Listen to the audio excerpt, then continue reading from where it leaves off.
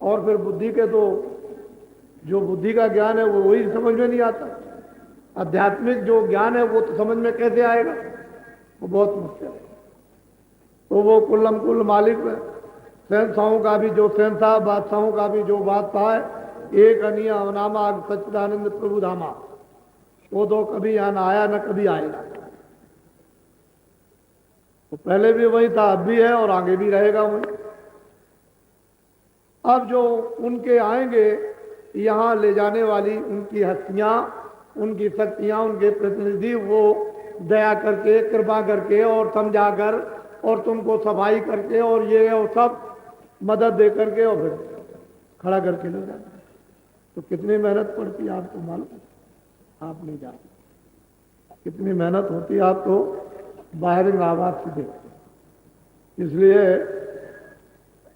बहुत से जिज्ञासु हैं कि हमको सच्चा रास्ता मिल जाए, तो हम भी भजन करना चाहते हैं। तो असली बात यह है कि ये मनुष्य तन ये अनमोल है, ये किराए का मकान है। जो कुछ भी आप अरब जमा करो, खरब जमा करो, संख जमा करो, सारा संसार जमा कर लो, लेकिन ये सब मन का धन है। जितनी तुम्हारी आयु है, जितनी तुम्हारी श्वासें हैं, उतने दिन इसको तुम मान करके बैठो कि ये सब मेरा है, ये सब मेरा है, ये मुल्क मेरा है, सोना चांदी मेरा, हीरे जवाहरात मेरे। और जैसे वक्त पूरा हुआ तो ये सब क्या है? छाया।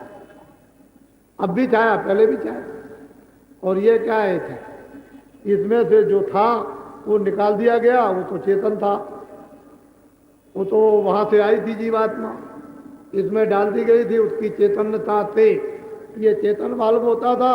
और इस छाया ने इस छाया को जमा किया उस चेतनता की मदद से। लेकिन बोध जब बुद्धि का और आत्मा का ना हुआ तो ये छाया को कहा मेरी, तो इसमें से जीवात्मा निकल गई, छाया गिर गई, और छाया को जला के गाड़ के राख बना दी। तो ये तो छाया पड़ी रह गई, ये भी खत्म हो गई। कि इस छाया से छाया की रक्षा की और इस छाया में रहने वाली जीवात्मा को जगा दिया, और ये जहां से आई थी वहां पहुंचा दिया। बस आपका नर्तन सफल हो गया, और नहीं तो ये नर्तन बिल्कुल बेकार। कितने युग और कल्प बीत गए, चला गया। तो बाबा जी ये सब बोध कराते हैं, ये छाया है और इसको काम में लो, बहुत होशियारी और समझदारी के साथ। उस छाया से ऐब ना हो, बुराई नहीं हो, छाया से अज्ञानता ना हो, काम क्रोध लोभ मोह अहंकार ना हो। वो छाया को अच्छी तरह से समझ लो। वो भौतिक बुद्धि से आपको समझना है, शारीरिक बुद्धि से आपको समझना, आत्मज्ञान से नहीं। पहले इससे समझो कि छाया छाया, उसमें माया नहीं, माया की छाया। माया तो चेतन है, लेकिन छाया जड़ है। तो जब आपने ये समझ लिया है कि ये जड़ छाया, तो ये भी समझ में आ जाएगा फौरन कि ये भी जड़, ये भी छाया है, इसमें रहने वाला है, उसको देखो। ये निकल गया, वो निकल गया, वो निकाल दिया, वो निकाल दिया, उसको जला दिया, उसको गाड़ दिया, उसको प्रवाह कर दिया, उसको फूंक दिया। ये रोज घटना होती है। अब तुम ये समझ लो और ये समझो कि ये भी छाया। तो ये नहीं कहता हूं कि आप खेती दुकान दफ्तर छोड़ देना, ये बाबा जी का काम नहीं छोड़ा। खेती दुकान दफ्तर के खूब काम करो मेहनत, और जो कुछ भी ले आओ, कोई तनख्वाह ले आता है, कोई दुकानदार सामान ले आता है, किसान अनाज ले आते हैं, तो घर में ले आकर के बच्चों को खिलाओ खाओ, कौन मना करे। लेकिन अब क्या करें, अब मतलब यह है कि नहीं इतनी तनख्वाह मिले, बच्चों का पूरा न पड़े तो हमसे क्यों कहलाते हो। जब तनख्वाह में बच्चों के लिए पूरा नहीं पड़ेगा तो आप क्या करोगे? कोई ना कोई रास्ता निकालोगे। उसमें शर्म चली जाएगी, उसमें ज्ञान चला जाएगा, उसमें विवेक चला जाएगा, उसमें सील चली जाएगी, उसमें क्षमा चली जाएगी, उसमें दया चली जाएगी। फिर ये लक्ष्य बन जाएगा कि हमको बच्चों का पालन पोषण करना। फिर मेहनत और ईमानदारी की बात खत्म हो जाएगी। वो तो हम भी जानते हैं कि पूरा नहीं पड़ता, किसान को पूरा नहीं पड़ता, दुकानदार को पूरा नहीं पड़ता, और दफ्तर वाले को पूरा नहीं पड़ता है, तो हमको भी मालूम है। और वही तो मैं आपके लिए इलाज करना चाहता हूं कि दवा दे दी जाए तो आपका रोग निकल जाए। तो आप वो काम करो, उसके लिए हमारी तरफ से कोई मुमानियत नहीं है, जो जहां पर हो। और ये भी आप देखते रहते हो कि बाबा जी जो आप गुहार लगाते हो कि लड़की की शादी कैसे होगी, इसकी शादी कैसे होगी, 4 बच्चियां शादी कैसे होगी, कितनी बच्चियां शादी कैसे होगी, और मैं मरा जा रहा हूं और मेरे ऊपर में दया कर दीजिए, और अब क्या करूं क्या करूं, ये बीमार हो गया, 1 लाख इकट्ठा किया था वो भी चला गया, ये सब मैं सुनता रहता हूं।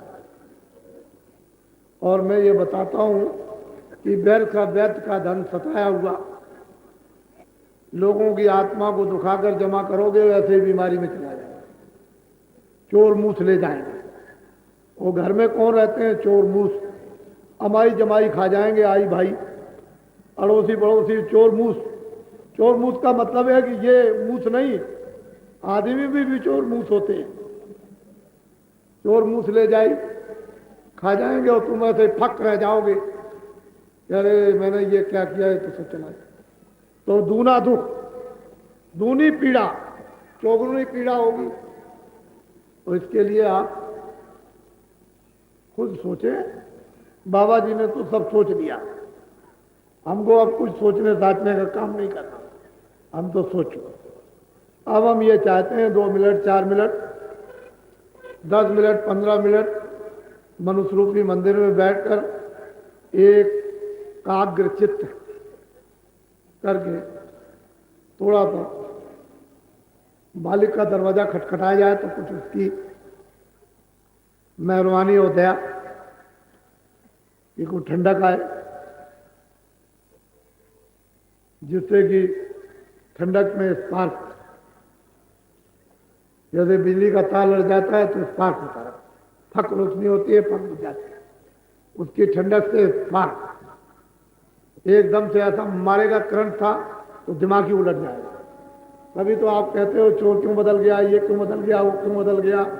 कभी स्त्री को कहते हो कि तू ये क्या कर रही, भजन क्यों करती है।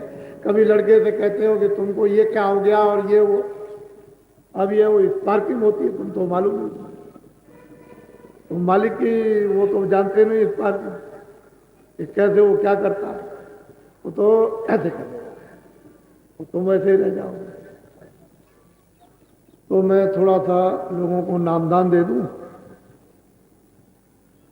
सब लोग शाकाहारी हो जाओ।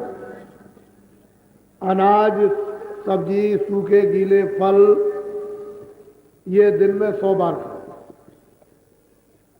और हजम कर सकते हो तो 100 गिलास दूध के रोज पियो। मैं आपको मना करूं तब आपको, लेकिन ये है कि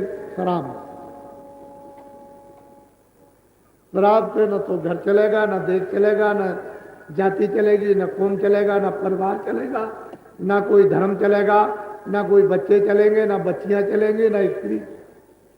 शराब पियोगे, घर बर्बाद, बच्चे बर्बाद, स्त्री बर्बाद, धन बर्बाद, नाम बर्बाद, धर्म बर्बाद, कर्म बर्बाद, लोक बर्बाद, परलोक बर्बाद, सब बर्बाद।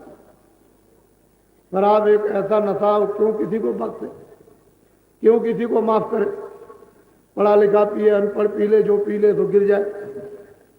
मैं अभी आ रहा था एटा के पास, उधर से कानपुर की तरफ से, तो रात को 9 बजे पास कर रहा था, तो 2 आदमी उसको पकड़े हुए गिरा जा रहा, उसको होश में आ जा, होश में आ जा रहे, दोनों पकड़े हुए, वो गिरता है, उसको उनका ये भाई देश चला रहा, ये देश चला रहा है, ये घर चलाएगा।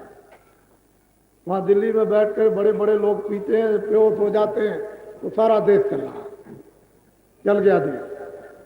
इसलिए देश बर्बाद, घर बर्बाद, समाज बर्बाद, लोग बर्बाद, बच्चे बर्बाद, स्त्री बर्बाद, धर्म बर्बाद, कौम बर्बाद, सब बर्बाद हो जाए। इसलिए इसको छोड़ दो, छोड़ दो इसको। इसी को कहकर के तुमने पता नहीं कि ये बहुत खराब चीज है, बहुत ये है, बहुत वो है, बहुत वो है। और इस शराब से हिंदुस्तान में जितनी बदमाशियां, ये सब आती, जितनी बदचलियां, में हो, बुद्धि में हो, चित्त में हो, इंद्रियों में हो, हाथ से हो, पैर से हो, जितनी बदचलियां सब शराब पीने से आती है। कोई बाकी रहने को बात नहीं है। शब्दों से कहा जाए तो कहोगे बाबा जी ऐसे शब्दों का प्रयोग क्यों करते हो, वो मैं नहीं करना चाहता। तो शराब एक ऐसा घृणित निकृष्ट नशा है, इसको छोड़ दीजिए और खाओ पियो, खाना सब्जी है, फल है, दूध है, घी है, कपड़े पहनो, मतलब सेवा करो बच्चों की, आए गए की, और इज्जत करो और प्रणाम करो, और माँ को प्रणाम करो, आए बुजुर्गों को प्रणाम करो, और दूसरी देवियों को तो आप खूब सेवा करो। तुम दवा दे दो, तुम गरीबों को मतलब है भोजन कराओ, और ये सब काम क्या है? जितना तुम्हारे अंदर यथाशक्ति, एक दाने की एक दाना दे दो, एक बूंद की एक बूंद दे दो, और मतलब एक पैसे की एक पैसा दे दो, जो आपकी इच्छा। हम कब मना करते? लेकिन ये नहीं कि जो आप कहते हो कि हिंदुस्तान में भिक्षुकपना बंद कर देंगे, ये भिक्षुक उच्छुकपना ऐसे बंद नहीं होता। फिर घर घर में सब गरीब हो जाएंगे और घर घर में फिर भीख मांगने लगेंगे कि मेरे पास कुछ नहीं, मेरे पास कुछ नहीं, मेरे बच्चे रोते हैं, मेरी स्त्री रोती है, मेरा ये रोता, मेरा ये, घर घर में भिक्षुक बन जाएंगे। ऐसे भीख बंद नहीं होती। बिना महापुरुषों की शिक्षा तालीम, बगैर उनके उपदेश के ये भिक्षुकता जाएगी नहीं, चाहे जितने भी प्रबंध आप कर लो। मैं जब दिल्ली में जाता हूं तो लोग कहते हैं बड़े कानून बन गए, कोई भीखने वाला आए चौराहे पर, लोग कहते हैं महाराज किसी का हाथ कटा, किसी का कुछ कटा, किसी का कुछ कटा, और बस हाथ ऐसे फैलाते मोटर के सामने। वहां दिल्ली में देखिए जहां पर कानून बनता, वहीं हर चौराहे पे भीख मांगते।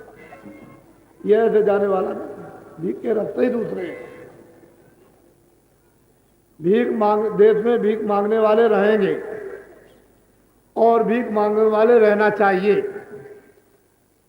क्योंकि कर्मानुसार अमीरी गरीबी, कर्मानुसार रोगी निरोगी, कर्मानुसार अपमान और सम्मान, तो भीख मांगने वाले रहेंगे। अगर भीख मांगने वाले नहीं रहेंगे तो प्रेरणा कैसे होगी कि दान किसका नाम होगा? वो तो हर चीज जब अधिकार दे दिया तो सब चीजें मालिक ने रख दी, उसका अधिकार दिया, उस अधिकार का उपयोग करो, उसका फल लो। कर्म क्षेत्र ये भूमि है, जो जैसे कर्म करेगा उसका फल पाएगा, और कर्म प्रधान विश्व रच रागा, जो जैसे करे तो आप नामदान लो और आज ही इससे भजन करना शुरू कर दो। ये दीक्षा पहले युगों में उपदेश और मंत्र कहा करते थे कि भाई मंत्र दे दो, दीक्षा दे दो, गुरु मंत्र दे दो, तो ये नहीं, ये नामदान है। इसलिए नामदान है कि इस नामदान से आत्मा जागती है। ये सर्वोपरि नामदान है, इससे बड़ा संसार में कोई दान नहीं। और ये दान जब भी मिलता है जब उसकी दया हो, बगैर उसकी दया के ये नामदान मिलता नहीं। और वो जब आदेश देता है उन महान शक्तियों को, महान आत्माओं को कि ये बरसात की तरह से तुम बरसा दो, तो बरसा देते हैं। और वो नामदान दिया हुआ जमीन में, हृदय रूपी जमीन में पड़ा रहेगा। जब वक्त और समय आएगा तो धीरे से हमको जमेगा, फिर उसी से जमेगा, पौधा बन जाएगा। तो उनको घबराने की क्या जरूरत है, तो नामदान है मालिक का, वो तो डाल दिया बीजा, जमेगा। जब वक्त और समय आएगा, मौसम उसका आएगा, इसको आप ले लीजिए और ये पैसों से नहीं होता। तो जो भगवान का नाम बोलूंगा सब लोग एक साथ एक आवाज में बोलना, आगे पीछे नहीं। पहले मैं बोलूंगा, उसके बाद में आप। जो नाम मैं बोलता जाऊंगा आप बोलते जाना, जब मैं चुप हो जाऊंगा तो आप चुप। बोलो जय गुरुदेव। आंख बंद करने के बाद उंगली में उंगली डालना दोनों कान, तो दोनों कानों को भी बंद कर लेना ताकि बाहर की कोई आवाज अंदर न जाए।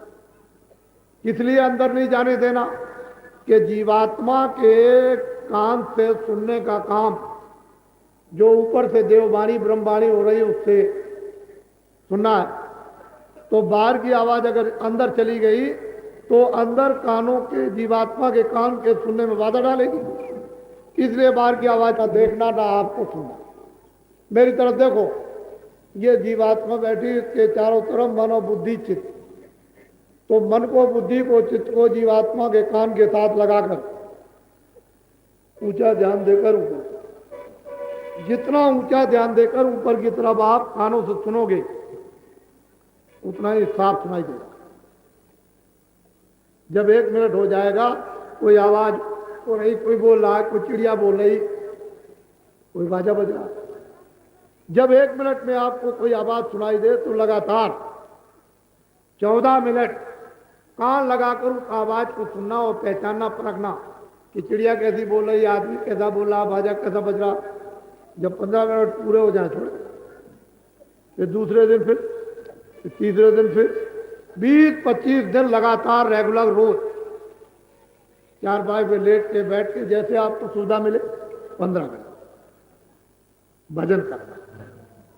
जब आपको सुनाई देने लगे, गाने सुनाई दे, बाजे सुनाई दे, मस्ती आए, आनंद आए, खुशी हो, हजम न कर सको तो किसी से कहना नहीं। तुम जब कह दोगे कि मैं गाने सुनता हूं, बाजे सुनता हूं, बड़ी मस्ती है, ऐसे गाने बाजे कभी नहीं सुने, तो ऊपर वो बैठा हुआ स्थानों को बंद कर देगा। तो ये क्यों आप कहोगे, उसको हजम कर लो।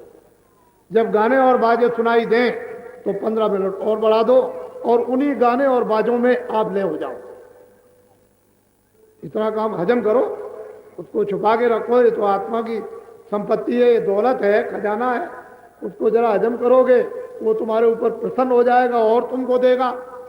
तो उन बाजों में, उन गानों में ले हो जाओ। 15 मिनट और बढ़ा दो, 15 ये और 15 को आधा घंटा, और फिर देखो उसका जलवा तुम्हारे अंदर क्या। तो ये कान खुल जाएगा।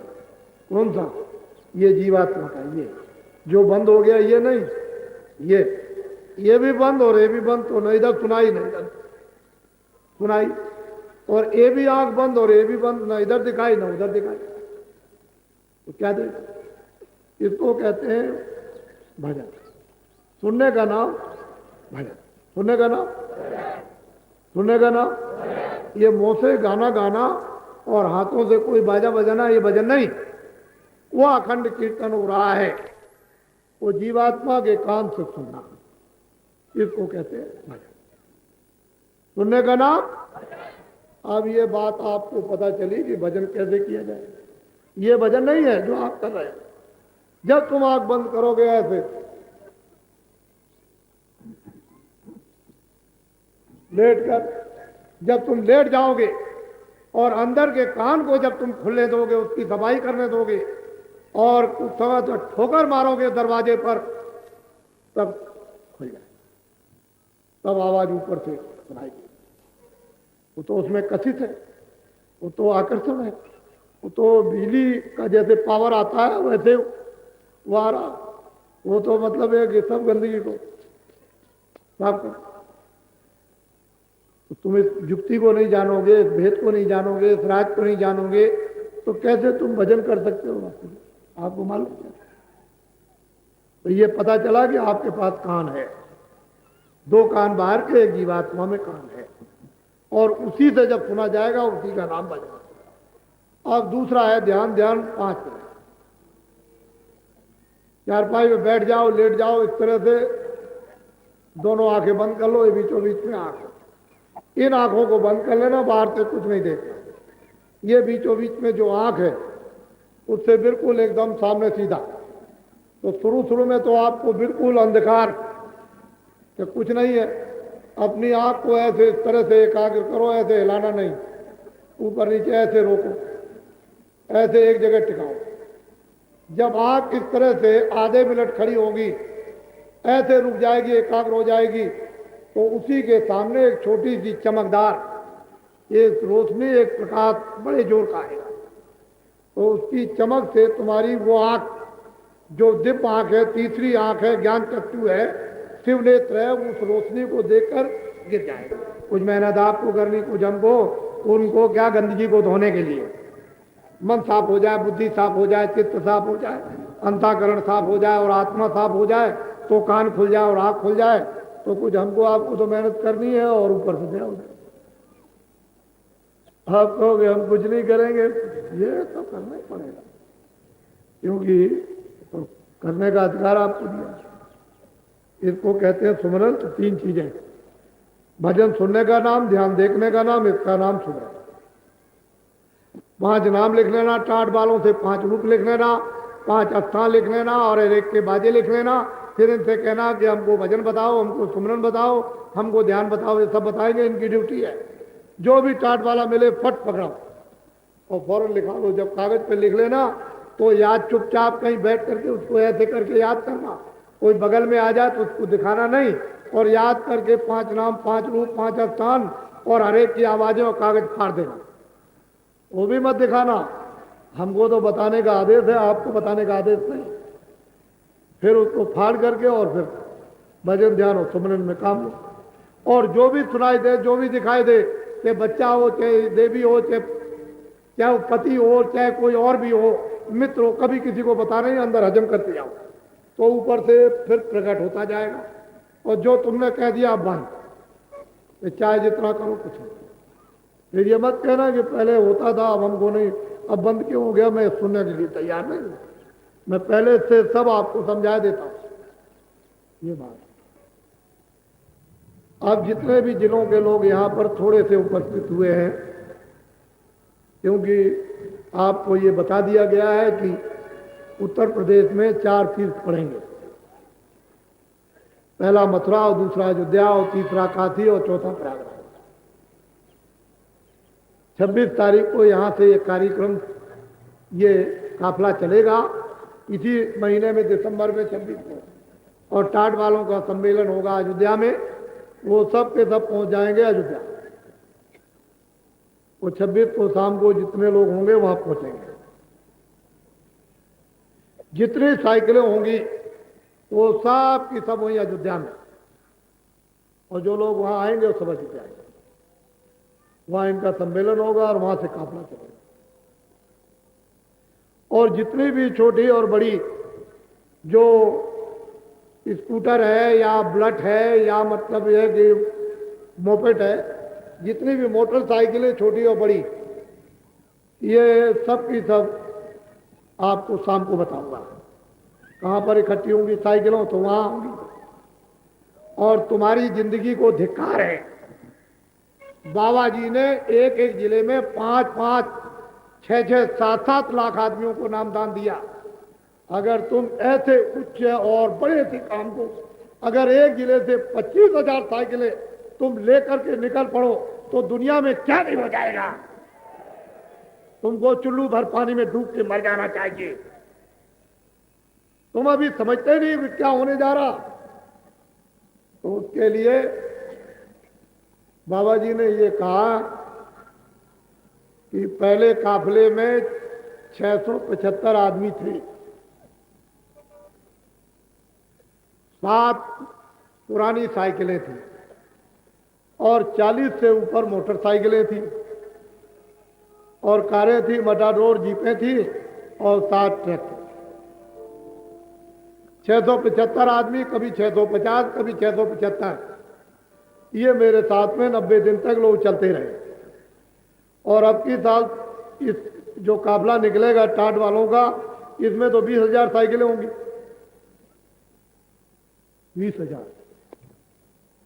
20,000 साइकिलें, मोटरसाइकिल नहीं, 20,000। और इसके साथ ट्रैक्टर भी होंगे, इसके साथ कारें भी होंगी, मटाडोर भी होगा, उसके साथ सामान खाने का ट्रकों पर भी होगा। तो आपको मालूम होना चाहिए कि 7,000 के लगभग तो मोटरसाइकिलें होंगी। और अयोध्या से जब ये विदा करने चलेंगे तो कितने लोग होंगे, ये तो देखने का विदाई में। और जिस समय पर समापन, वो होली के अवसर पर प्रयागराज में जब होली होगी तो वहीं उसका समापन होगा। 8,000 किलोमीटर और 11 प्रांत और 80 दिन ये काफिला बराबर चलता रहेगा। क्या करेगा जब 20,000 साइकिलें होंगी तो ये वो होगा अखबार। और पेट में भरेगी स्याही, ये खत्म होने वाला नहीं बंदा। तू देखना कैसे काम होता है। धर्म का प्रचार और मानवता का प्रचार कैसे होता है, ये तो वक्त बताएगा।